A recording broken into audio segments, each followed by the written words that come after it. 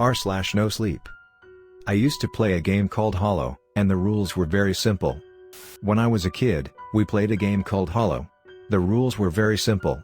If you found a hollow object, a bird's egg, a snail's shell, a seed pod, you had to keep it hidden somewhere. A friend might stumble across it, under their pillow, in their lunchbox, or tucked inside their desk at school.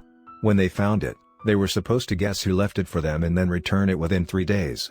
If they couldn't figure it out, they'd have to keep it, and Hollow would follow them forever. I wasn't sure who invented the game or why we all played it, but we did. And, oh, how we loved it. There was a strange thrill in discovering an object you shouldn't have, a rush in knowing you had 3 days to solve the mystery.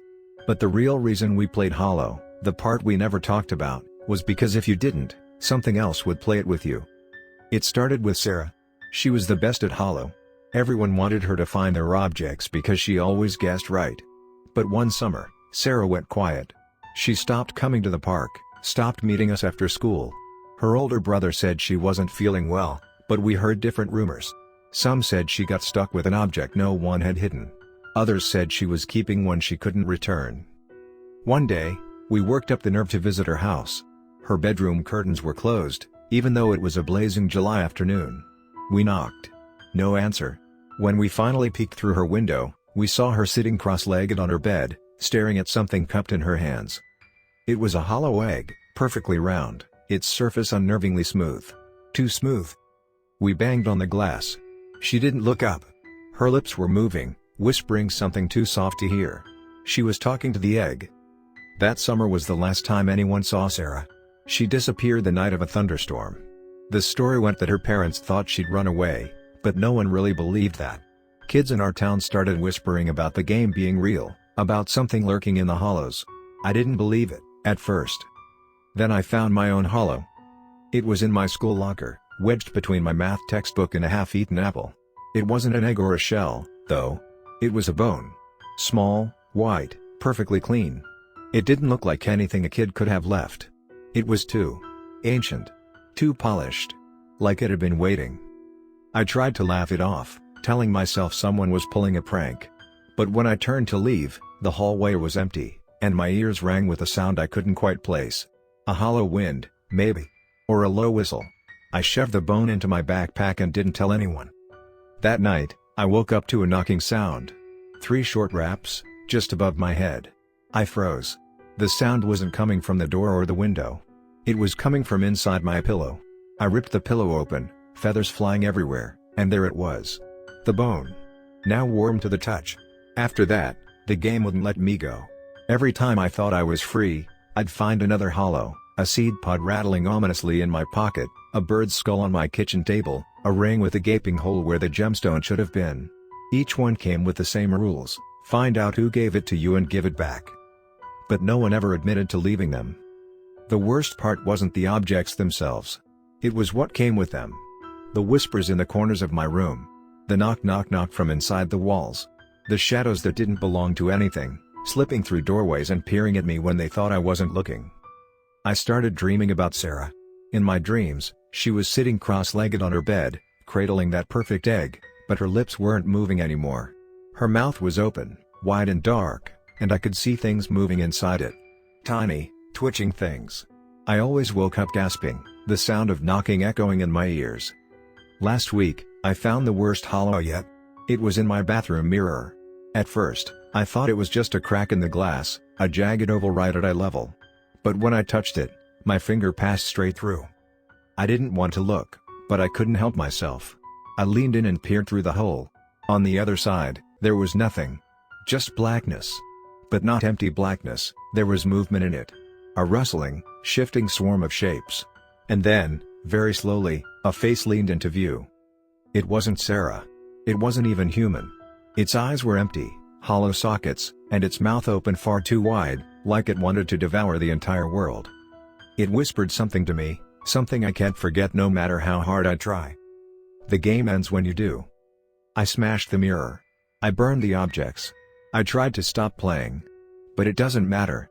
I still hear the knocking, still find hollows where they shouldn't be. In my shoes, in my coffee cup, in the hollow space where my heart should be. The game never ends. And the rules are very simple. You can't stop playing. I tried everything. First, I thought maybe I could give the hollow objects away. I left them in parks, tucked them into library books, even buried them in the woods. But they always came back. Sometimes I'd find them sitting neatly on my kitchen counter, other times they'd reappear in stranger places, like under my pillow or in my shoes. Once, I found the bone in the center of my dinner plate, perfectly polished and warm to the touch. But then the rules changed. I started finding hollows that weren't objects anymore. The first time was at work.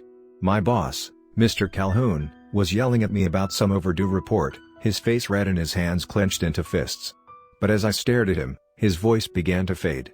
His words stretched and thinned, like the air between us was being pulled taut. Then, just as suddenly, I heard it, a hollow sound, echoing in the space where his mouth should have been. I blinked, and his entire face was gone. Not disfigured, not melting. Just gone. In its place was an empty void, black and bottomless, bordered by the soft edges of his jaw. He didn't seem to notice. He kept gesturing wildly, oblivious to the nothingness where his mouth and nose and eyes should have been. I ran out of the office, leaving my things behind. On the subway ride home, the hollows followed me. A child's laugh from across the train car turned into an empty whistle. A man's cough morphed into a deep, echoing rumble that made my teeth ache. When I got home, the silence in my apartment was worse. It felt alive, heavy, pressing against my ears like water. I didn't sleep that night. The hollows began appearing everywhere. Not just in objects, but in people. I'd see a woman on the street whose eyes were suddenly replaced by deep, dark voids. I'd hear a man's voice on the phone dissolve into an empty ringing, like a bell struck underwater. It was worse at night. The knocking that had haunted me for so long turned into scratching, clawing, like something was trying to break through the walls of my apartment. And then, I started losing pieces of myself. At first, it was small things.